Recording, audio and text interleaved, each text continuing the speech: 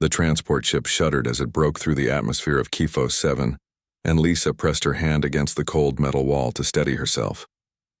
Her two dragons, Ember and Ash, lay curled in the cargo hold below, their massive forms barely fitting in the reinforced chamber designed for war machines. She could feel them through the bond, their ancient hearts beating in rhythm with hers, their patience wearing thin after 3 weeks of space travel. The mining colony of Kifos 7 stretched across the surface like a wound, all gray buildings and smokestacks and the orange glow of refineries working day and night. The Xanthir had taken this world 6 months ago, and the human miners who once called it home now worked as slaves in their own facilities. Lisa had come to change that. She made her way down to the cargo hold, her boots echoing on the metal stairs. The crew gave her a wide berth as always.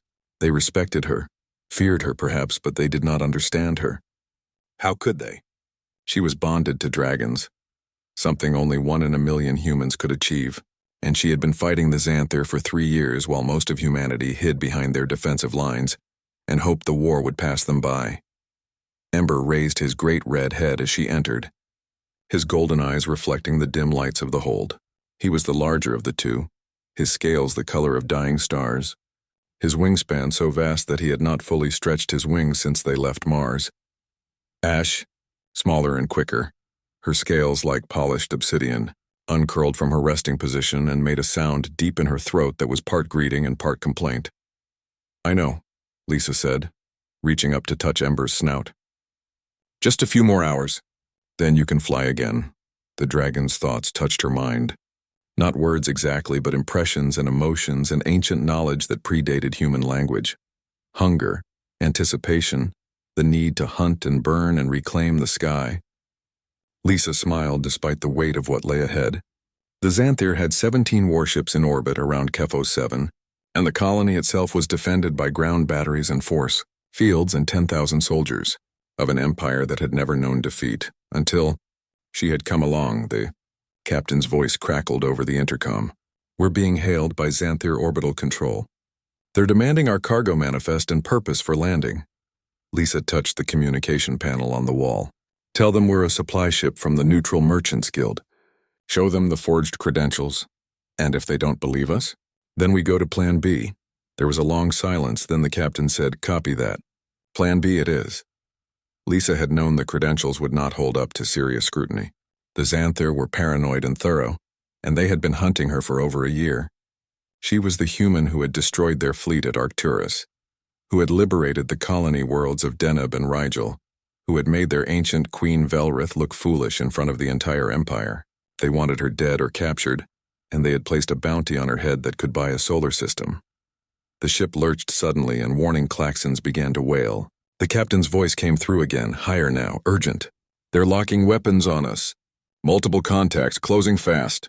Lisa was already moving, her hands flying across the cargo hold controls. The massive doors began to grind open, letting in the thin atmosphere of Kifos 7 and the howling wind. Ember and Ash were on their feet instantly, their bodies coiled and ready. "As soon as we're clear of the ship, burn everything in the sky," Lisa said, both aloud and through the bond. "Leave the ground facilities intact. There are humans down there." She climbed onto Ember's back, settling into the natural groove between his shoulder blades where riders had sat for thousands of years. The dragon's scales were warm beneath her, almost hot, his inner fire always burning just below the surface. Ash moved beside them, her smaller form quivering with eagerness. The cargo doors were halfway open when the first missiles struck the transport ship. The explosion rocked the vessel, and Lisa felt the deck tilt beneath them. Fire bloomed along the starboard side, and she heard the crew shouting in panic. "Go," she commanded. Ember launched himself into the air with a power that defied physics, his wings snapping open and catching the wind. Ash followed a heartbeat later, her black form like a shadow against the gray sky. The transport ship fell away behind them, trailing smoke and fire, and Lisa did not look back to see if the crew had made it to the escape pods. She could not afford to. Not now. The Xanthir fighters were on them in seconds, sleek silver craft that moved like striking snakes. Their plasma cannons lit up the sky with lines of blue fire, and Lisa felt Ember bank hard to the left, his massive body rolling with impossible grace. One blast passed so close she felt the heat of it, But then Ash was there, breathing a stream of white-hot flame that melted two fighters before they could react. This was what dragons were born for. Not the bonding ceremonies or the peaceful flights through Earth's atmosphere, or the careful training exercises. This was war, and dragons had been weapons of war long before humans had discovered them sleeping in the volcanic caverns of Pyros. Ember roared, and the sound shook the air itself. His jaws opened and fire poured forth, not the chemical flames of human technology, but true dragon fire, born of magic and ancient power that science could not explain.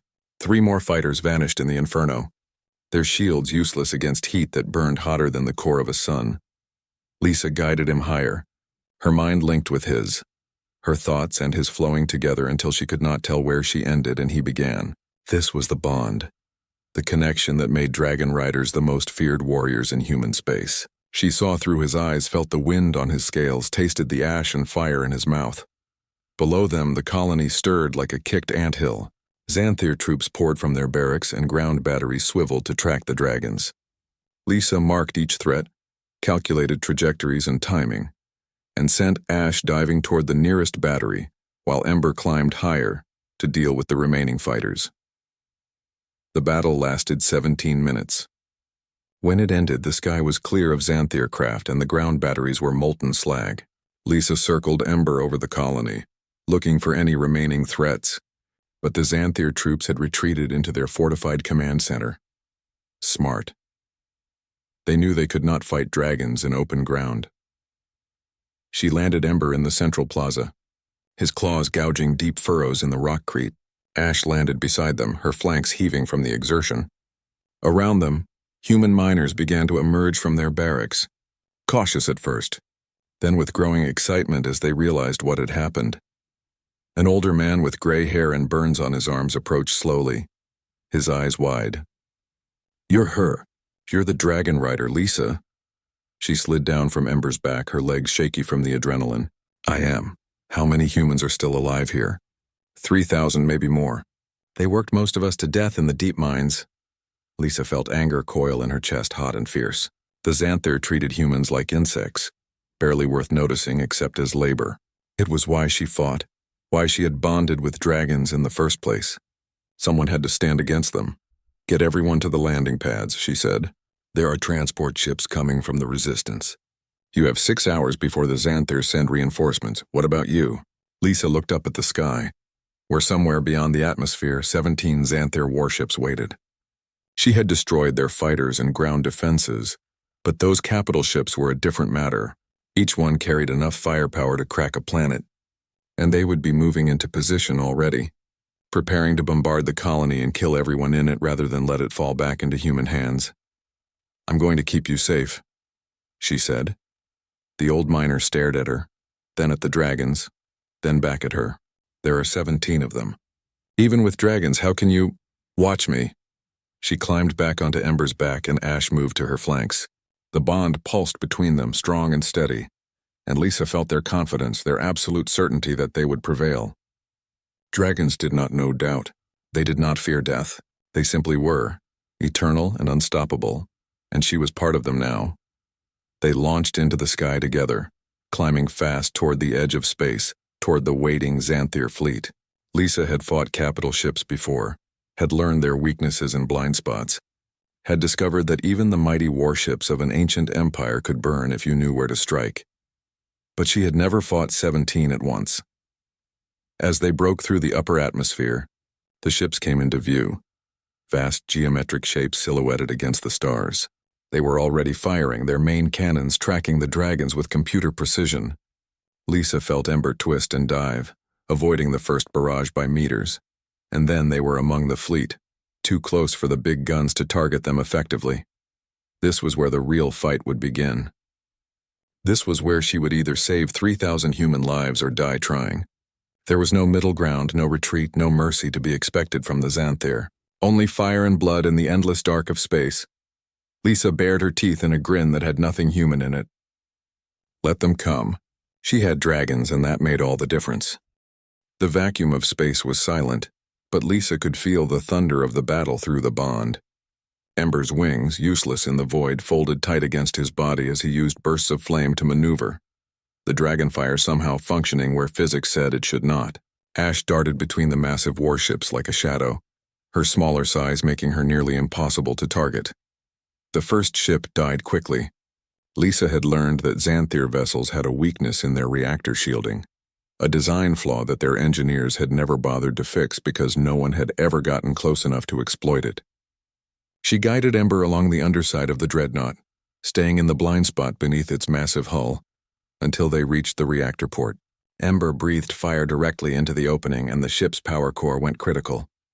The explosion lit up the darkness like a newborn star, and Lisa felt the heat of it even through Ember's protective aura. Debris scattered in all directions and two nearby warships had to adjust their positions to avoid the wreckage. Good. Keep them off balance. Keep them reacting instead of acting. But the Xanthir were not fools. They had been fighting wars for 10,000 years and they adapted quickly. The remaining 16 ships spread out into a defensive formation, their point defense systems coming online. Hundreds of small turrets began tracking the dragons, filling the space between ships with streams of plasma fire. Ash screamed, a sound that should not have carried in vacuum but did anyway, as one burst caught her wing. Lisa felt the pain through the bond, sharp and burning, and saw the black dragon tumble through space before catching herself with a desperate burst of flame. The wing was damaged but not destroyed. Ash could still fight, but she was slower now, more vulnerable. Fall back to Ember, Lisa commanded through the bond. We stay together. The two dragons converged, and Lisa assessed the situation with the cold calculation that 3 years of warfare had taught her. 16 ships, all now alert and coordinated, thousands of point defense weapons. Crews that knew she was here and were prepared to counter her tactics. The odds were bad, worse than she had faced before, but the humans on the colony below were counting on her. If she fled now, the Xanthir would bombardment Kifo 7 until nothing lived. She would not let that happen. Ember, we need to make them afraid, she thought at him. We need to be more than they can handle. The dragon's response was not words, but pure emotion. Rage. Pride. The ancient fury of a species that had ruled Earth's skies before humans discovered fire. He understood what she was asking, and he was ready. They dove toward the nearest warship, and this time Lisa did not go for the reactor. Instead, she had Ember rake his claws along the hull, tearing through armor plating like paper. The Xanthir vessel shuddered and atmosphere began venting from a dozen breaches. Ash, despite her injury, followed up with a stream of fire that melted the ship's communication array. Then they were gone, dancing away before the other ships could bring their weapons to bear. The damaged vessel began to list, its maneuvering thrusters failing. 1 down, 15 to go. The Xanthir commander, whoever they were, made their next move. 3 ships broke formation and came after the dragons directly, while the rest maintained position to protect each other. It was a sound strategy. Force the dragons to fight 3-on-2 odds while keeping the rest of the fleet safe. Lisa smiled grimly. They still did not understand what they were fighting. She guided Ember into a complex spiral, leading the pursuing ships away from the main fleet. Ash kept pace beside them, her damaged wing clearly causing her pain but her spirit unbroken. The 3 Xanthir vessels accelerated, their captains perhaps thinking they had the dragons on the run. Then Lisa stopped running. Ember reversed direction with a maneuver that should have been impossible, his fire burning in dozens of small bursts to kill his momentum and redirect. The lead Xanthir ship tried to match the turn, but it was massive and slow, and by the time it began to come about, the dragons were already on it. This time, Lisa did not aim for weak points or careful targets. This time, she let Ember unleash everything he had. Fire poured from the dragon's mouth in a torrent that engulfed the entire front section of the warship. The bridge melted, the forward weapons arrays exploded, and the ship's shields overloaded, trying to compensate for heat that registered beyond their maximum tolerance. Ash hit the second ship from the side, her claws finding the hangar bay doors and ripping them open. The sudden decompression pulled dozens of Xanthir crew members into space, and internal explosions began to ripple through the vessel as atmosphere ignited in the presence of her flame.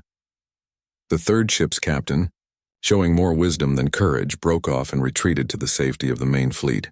Lisa let it go. 2 more ships destroyed, 14 remaining. And the Xanthir were starting to understand what they faced. Through Ember's eyes, Lisa saw the remaining ships adjusting their formation again, tightening up, overlapping their shields and point defense coverage. They were going fully defensive now, content to wait her out. Dragons were powerful, but they were not infinite. Eventually, Ember and Ash would tire, would need to rest and feed, and then the Xanthir would have their chance. But Lisa had no intention of fighting a prolonged battle. Time was the enemy here. Every minute that passed was another minute the Xanthir could call for reinforcements from neighboring systems. She needed to end this now decisively, in a way that would make the remaining ships flee or surrender. She needed to do something impossible. Ember, Ash, she thought at both dragons, were going through them, not around them. Full burn, straight through the center of their formation. Maximum fire, maximum speed. Don't stop for anything. She felt their hesitation not from fear but from tactical concern. What she was suggesting was essentially suicide. Flying directly into the concentrated firepower of 14 warships, even for dragons, was madness. Trust me, Lisa sent through the bond. And with that, the hesitation vanished. They accelerated, both dragons burning their internal fire in long, sustained bursts that sent them hurtling toward the Xanthir fleet. The warships opened fire immediately, and space became a web of plasma beams and missile trails. Lisa felt impacts against Ember's scales, felt the pain of burns and cuts. But the dragon did not slow. Ash pulled ahead slightly, her smaller size giving her fractionally better acceleration, and she became the tip of the spear, her black scales already smoking from weapons fire. Lisa saw a missile heading directly for her and shouted a warning through the bond. But there was no time to dodge, and the explosion caught Ash full in the chest. The black dragon tumbled, her fire guttering, and Lisa felt her pain like a knife to the heart. But Ash was not dead, not yet, and she righted herself through sheer force of will, her wings beating frantically to keep up with Ember. They hit the fleet formation like a meteor strike. Ember crashed into the first ship's shields, and his claws found purchase on the energy barrier itself, something that should not have been possible. He pulled himself along the shield like climbing a mountain, his fire burning constantly, and the shield began to fail under the sustained assault. When it collapsed, Ember was already inside the defensive perimeter, and Lisa guided him between two ships that were so close together, their hulls nearly touched. His wings scraped against both vessels, tearing metal and leaving trails of fire, and then he breathed flame into the narrow gap, filling it with heat that had nowhere to go. Both ships' shields overloaded simultaneously. The cascade failure triggered secondary explosions in their power cores, and suddenly Lisa and Ember were at the center of a massive detonation that consumed 4 ships at once. The shockwave sent them tumbling through space, and Lisa felt consciousness trying to slip away from her, felt Ember's pain and exhaustion mixing with her own. But they were through. They had broken the formation, destroyed 6 ships in one insane charge, and the remaining 8 were scattered and disorganized. Ash appeared beside them. Her scales burned and cracked, one wing barely functional, but her eyes still blazed with determination. Together, the 3 of them turned to face the survivors, and Lisa sent a simple message through the standard communication channels, broadcast on all Xanthir frequencies: "Leave now, or die like the others." For a long moment, nothing happened. The 8 remaining warships held position, their weapons still tracking the dragons, their crews no doubt arguing about what to do. They had come to HFY 7 with 17 ships, confident in their overwhelming superiority, and now more than half their fleet was destroyed by 1 human and 2 dragons. Then, one by one, the ships began to turn away. Their FTL drives charged, leaving ripples in space-time, and they vanished into the black, fleeing back to whatever Xanthir world they had come from. Lisa slumped forward on Ember's back, her strength finally giving out. They had won, but the cost had been terrible. Both dragons were injured, Ash critically so, and Lisa herself had burns from feedback through the bond that would take weeks to heal. But the colony below was safe. 3,000 human lives had been saved, and the Xanthir had learned once again that humanity would not go quietly into slavery. They had Lisa, and she had her dragons, and together they were something that even an ancient empire feared. Lisa woke to the smell of burning medicine and the low murmur of voices. Her body ached in ways she had never experienced before, every muscle screaming protest as she tried to sit up. A hand pressed gently on her shoulder, keeping her down. "Easy," a woman's voice said. "You've been unconscious for 2 days. Your dragons nearly died trying to keep you alive through the bond." Lisa's eyes snapped open, panic flooding through her. "Ember, Ash?" "They're alive, barely. We have them in the maintenance hangar. It's the only structure big enough to hold them. The woman was middle-aged with kind eyes and the worn hands of someone who had spent years doing hard labor. She wore the simple coveralls of a colony medic, and her name tag read Dr. Patricia Morgan. Lisa forced herself to sit up despite the protests of her body and the doctor. The room spun for a moment, then stabilized. She was in a medical bay, surrounded by equipment that looked like it had been cobbled together from mining machinery and spare parts. Through the window, she could see the colony stretching out under the gray sky of HFY 7. "I need to see them," Lisa said. "You need to rest. The burns from the bond feedback are nothing compared to what they're suffering. I need to see them. Now." Dr. Morgan studied her for a moment, then sighed and helped her to her feet. Lisa's legs trembled, but she forced them to hold her weight. The bond with her dragons was there, faint and weak, but still present. She could feel their pain, their exhaustion, and something else. Fear. Not for themselves, but for her. The walk to the maintenance hangar took 10 minutes that felt like hours. Other survivors passed them in the corridors, their faces showing a mixture of gratitude and concern. Some tried to speak to her, to thank her, but Lisa brushed past them all. Nothing mattered except reaching her dragons. The hangar doors stood open, and inside Lisa found a scene that broke her heart. Ember lay on his side, his red scales dull and cracked, his breathing shallow.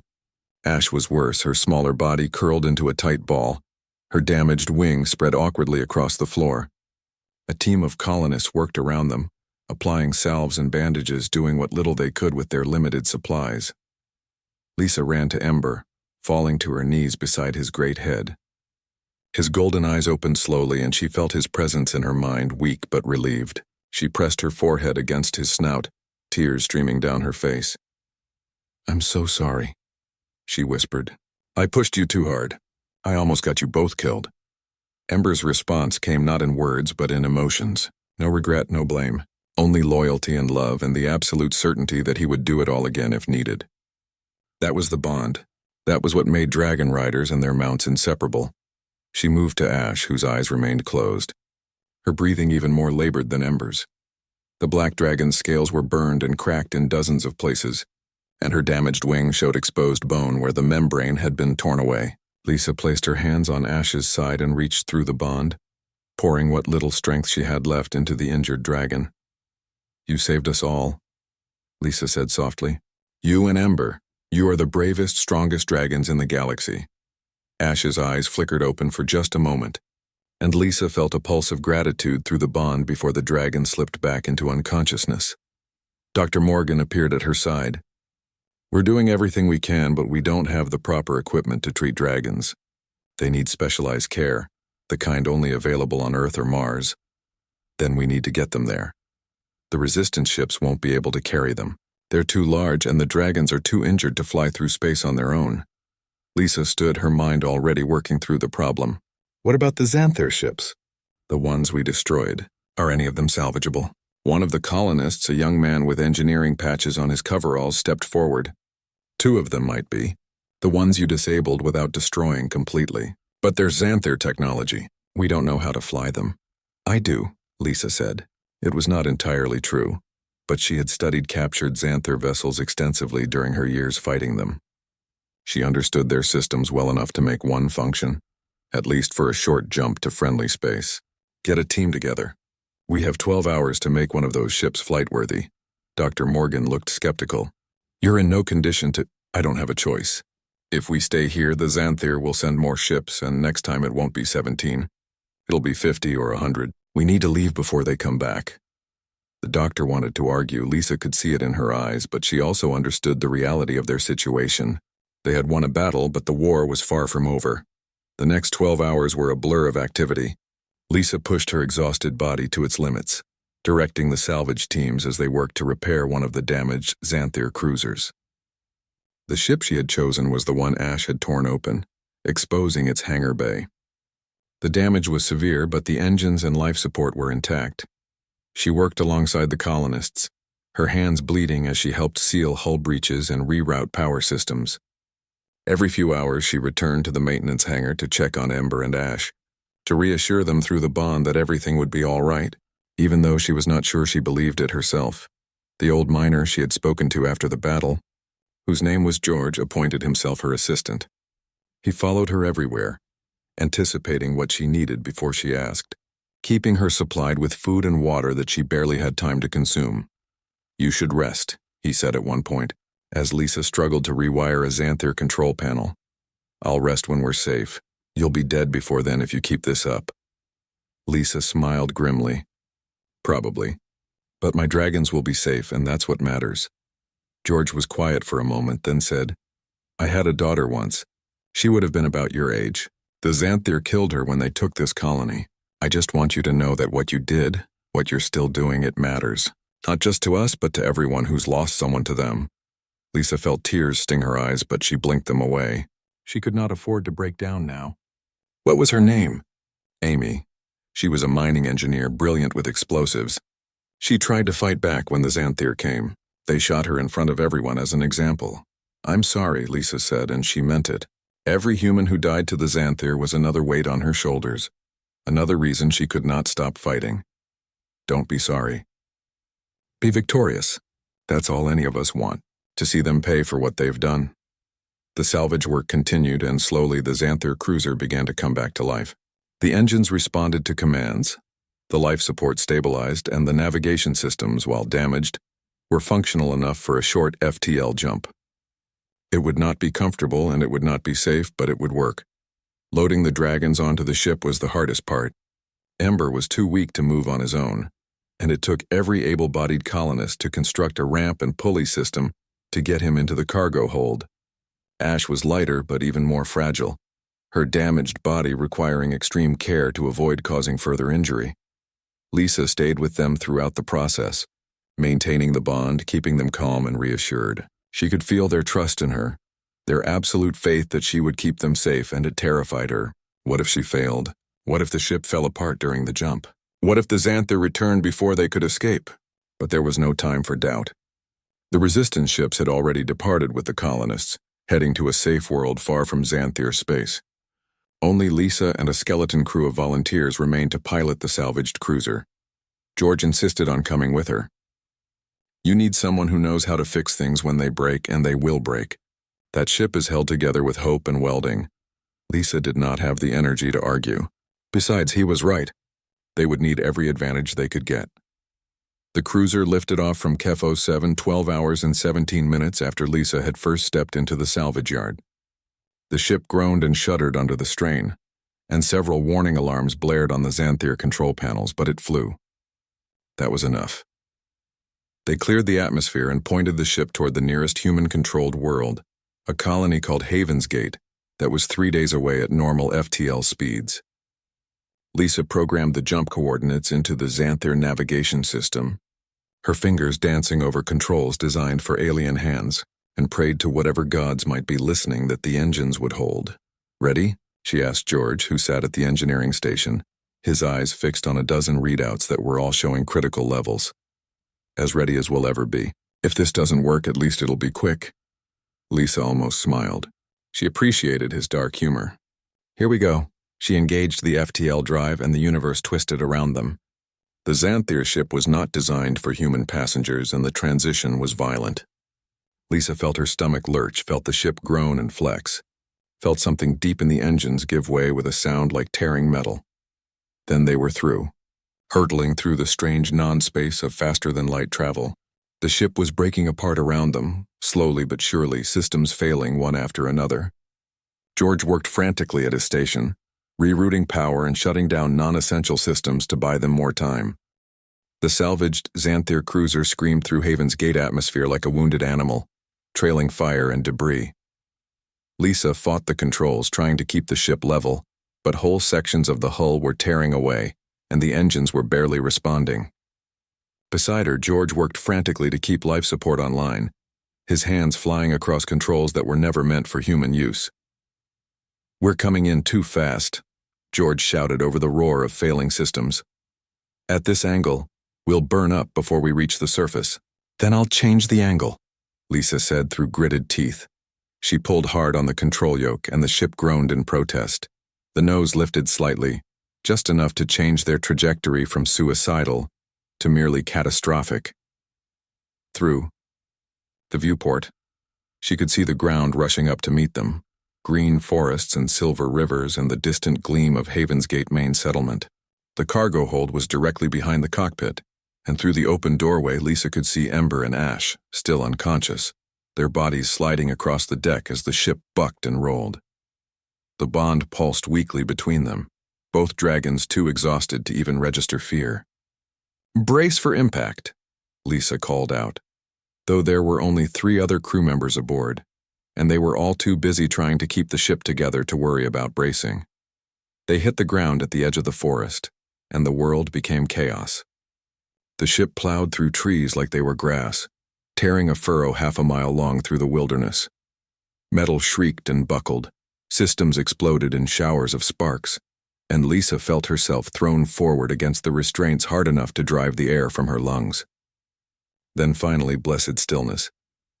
Lisa hung in the restraints for a moment, trying to remember how to breathe. Her ribs ached, probably cracked, and blood ran down her face from a cut above her eye. But she was alive. George was alive beside her, looking dazed but functional. The 3 crew members in the back were calling out that they were okay. "Ember," Lisa gasped, fighting to release her restraints. "Ash." She stumbled out of the pilot's chair and into the cargo hold. The dragons had been thrown against the far wall by the impact, and for one terrible moment Lisa thought they were dead.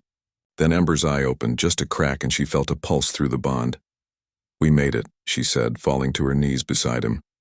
"We're on Haven's Gate. You're safe now." Ash stirred slightly, a sound like a whimper coming from deep in her chest. Lisa reached out to touch her, and the black dragon's scales were hot, too hot, fever burning through her body as infection set in from her wounds. "George," Lisa called. "I need medical assistance here now." The old engineer appeared at her side, took one look at the dragons, and his face went pale. "Lisa, I'm not a doctor. I don't know how to treat dragons." "Then get someone who does. Haven's Gate has a dragon sanctuary. Contact them. Tell them Lisa and her bonded dragons need immediate help." George ran back to the cockpit to use what was left of the communication system. Lisa stayed with Ember and Ash, maintaining the bond, pouring what little strength she had left into keeping them stable. She could feel them slipping away, their life forces dimming like candles in a strong wind. "Don't you dare die on me," she whispered. "Not after everything we've been through. Not after we made it this far." Help arrived within the hour. Lisa heard the sound of engines overhead and stumbled to the torn open side of the ship to see 3 large transport vehicles landing nearby. People poured out, humans and a few elves, all wearing the green and gold of the Haven's Gate Dragon Sanctuary. They brought medical equipment, supplies, and most importantly, a dragon healer. The healer was an elf woman named Catherine, ancient, by human standards but young for her people, with silver hair and eyes that held wisdom earned over centuries. She took one look at Ember and Ash and immediately began issuing orders to her team. "Get the medical field set up around them. We treat them here. Moving them again could kill them both." "Can you save them?" Lisa asked, her voice breaking.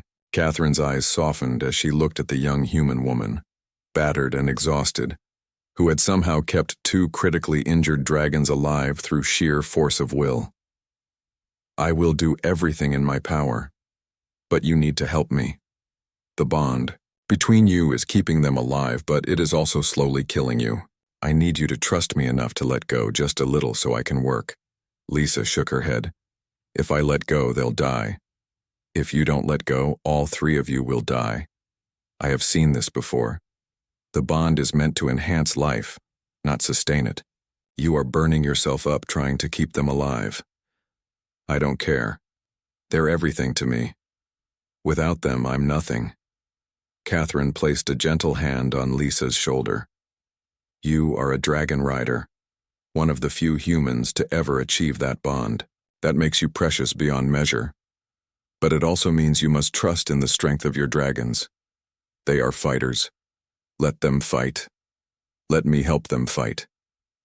Lisa looked at Ember, at Ash, at the two creatures who had been with her through 3 years of war and countless battles.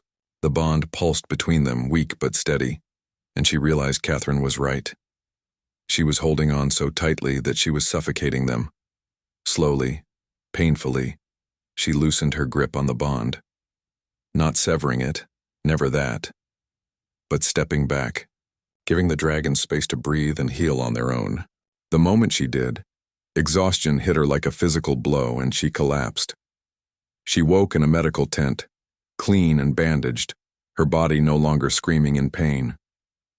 Through the transparent walls of the tent, she could see the medical operation continuing around Ember and Ash. Catherine and her team worked with calm efficiency, treating burns, setting bones, applying salves and medicines that glowed with soft light. A young woman sat beside Lisa's bed, reading from a datapad. She looked up when Lisa stirred and smiled. "Welcome back. I'm Nurse Helen. You've been out for 6 hours. My dragons," Lisa said immediately, "are stable. Catherine is the best dragon healer in human space. If anyone can save them, she can." Lisa tried to sit up, but Helen gently pushed her back down. "You need rest too.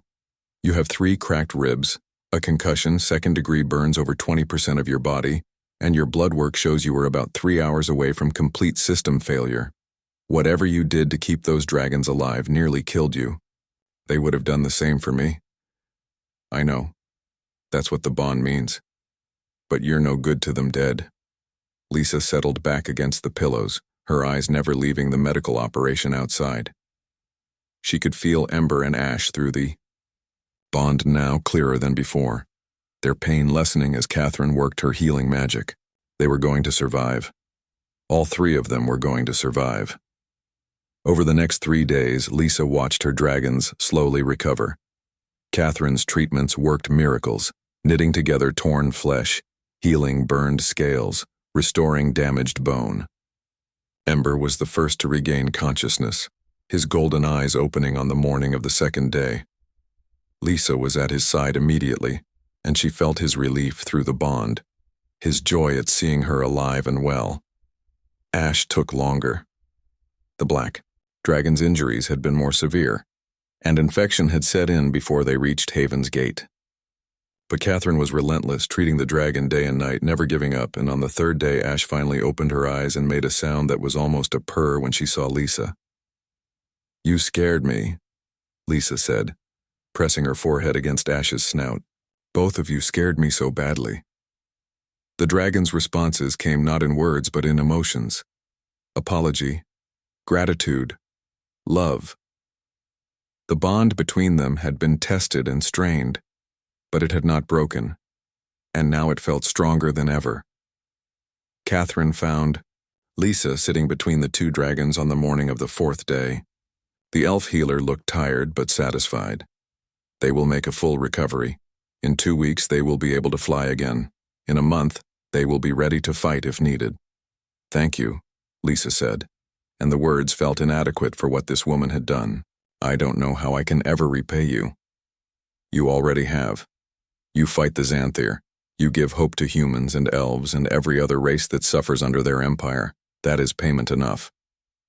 But Catherine's expression grew serious. "However, I must tell you something. While you slept, word reached us from the Xanthir territories. Queen Velrith is furious about what happened at Kefo 7. She has declared you her personal enemy and has sworn to capture you alive. She is offering a reward so large that even allied worlds are tempted by it." Lisa felt a chill run down her spine. "How large?" "Enough to buy a solar system. And she is not just sending ships anymore. She is sending her personal guard, the elite warriors who have never known defeat. They are hunting you specifically, and they will not stop until they find you. Let them come. Ember and Ash will be healed by then."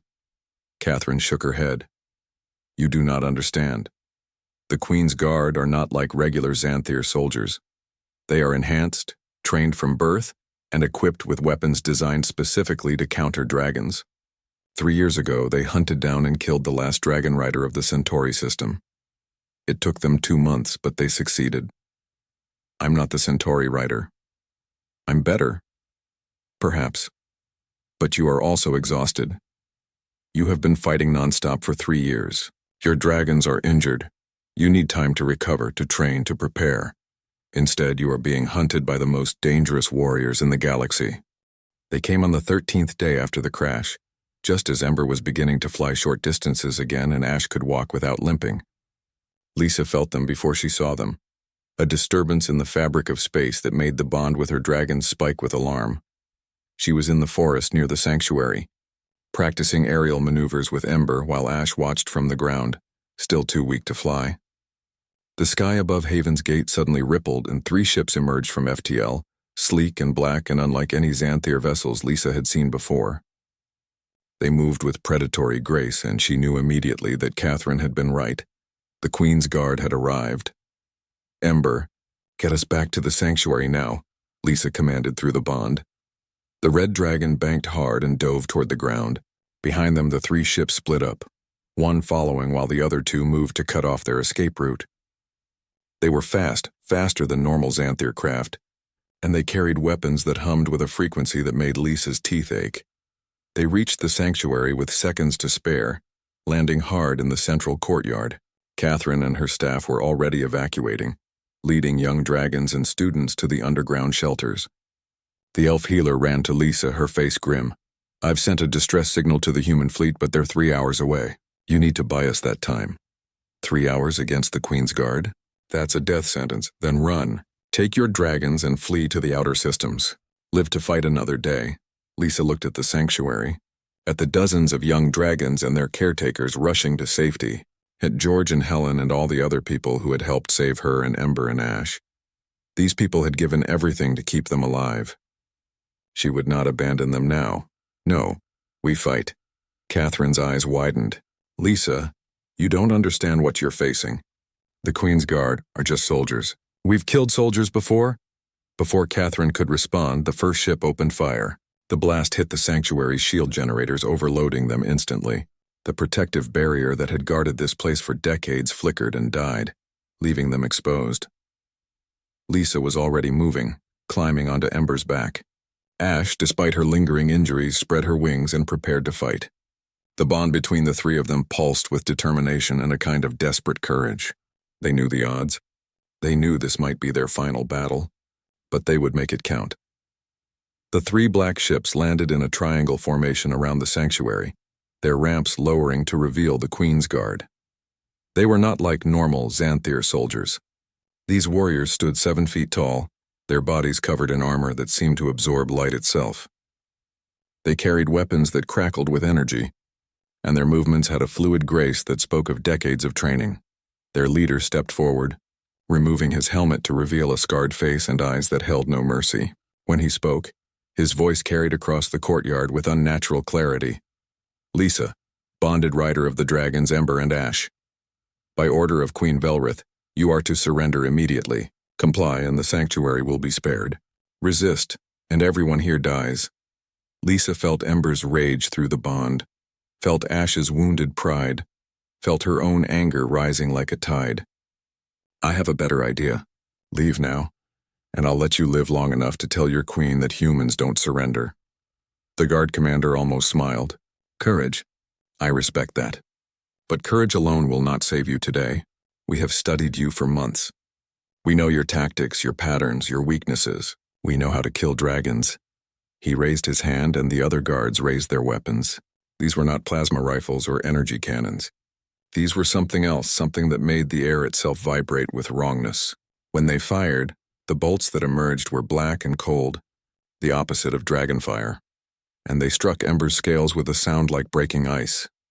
The red dragon roared in pain, and Lisa felt it through the bond, felt the strange energy trying to sever their connection, trying to isolate her from her dragon. She fought back, pouring her will into maintaining the bond, but it was like trying to hold water in her hands. Ash attacked from the side, her claws raking across 2 guards who had moved too close together. But even her strength, legendary among dragons, barely dented their armor. One guard turned and fired his weapon directly into her chest, and the black dragon stumbled, her roar turning into a cry of anguish. No! Lisa screamed. She directed Ember to breathe fire, and the dragon obeyed, pouring flame across the courtyard in a wave of destruction.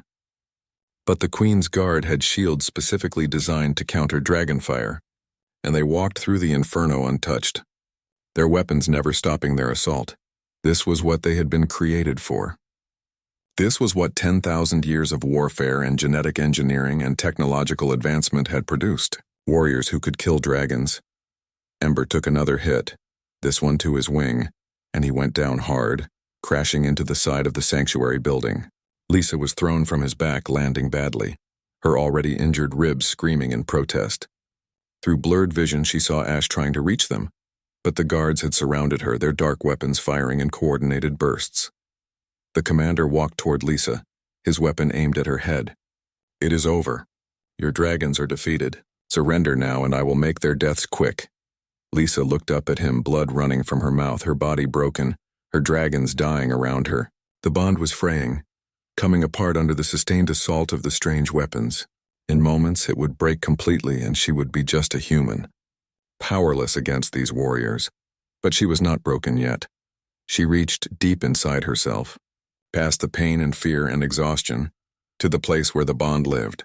Not the surface connection that let her communicate with Ember and Ash, but the deep fundamental link that had been forged on the day they chose each other.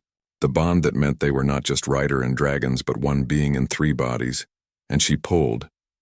Power surged through the bond, flowing from the dragons into her and from her back into them. It was something no rider had done in centuries, something the ancient texts spoke of but few believed possible.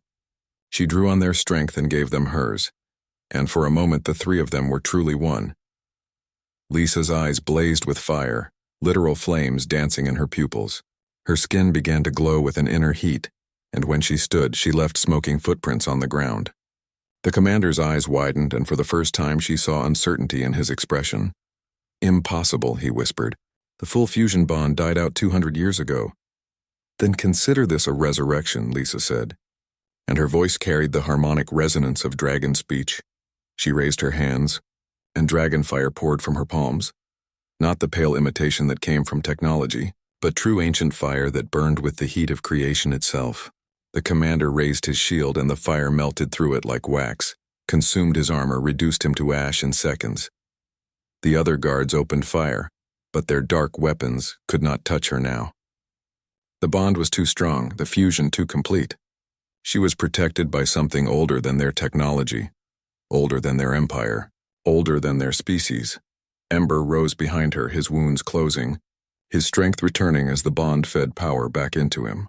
Ash stood as well, the black dragon's eyes blazing with the same fire that burned in Lisa's. Together, the three of them advanced on the remaining guards. What followed was not a battle. It was an execution. The Queen's Guard fought with skill and courage, but they were fighting something they did not understand, something their training had not prepared them for.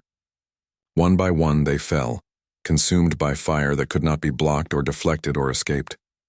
When it was over, when the last guard had been reduced to ash, Lisa stood in the center of the courtyard, still burning with inner fire, her dragons at her sides. The fusion bond was fading now, the power receding back to its normal levels, but the memory of it remained. She had touched something fundamental, something that changed everything. Catherine emerged from the shelter, her ancient eyes wide with wonder and fear. "In all my years, I have never seen anything like that. The fusion bond is supposed to be impossible." "Nothing is impossible," Lisa said, and her voice was still not entirely her own. "The Xanthir think they understand dragons, think they can build weapons to counter us, but they don't understand what the bond truly is. It's not just communication. It's not just cooperation. At its deepest level, it's transformation." She looked down at her hand, still glowing faintly with residual heat. "They wanted to capture me, to study me, to learn how to break the bond between riders and dragons. Instead, they've taught me how to make it stronger. When I tell the other riders what happened here, when they learn that the fusion bond is possible again, everything changes." George appeared at her side, his face pale, but his eyes bright with hope. "Does this mean we can win?" "Really win, not just survive." Lisa looked at the 3 destroyed ships, at the ash that was all that remained of the Queen's Guard, at her dragons standing proud and strong despite their injuries. Yes, because the Xanthir have forgotten something important. They've ruled for so long that they think they're invincible. But they're not. They're just old and tired and afraid of change. And we are young and angry, and we have dragons.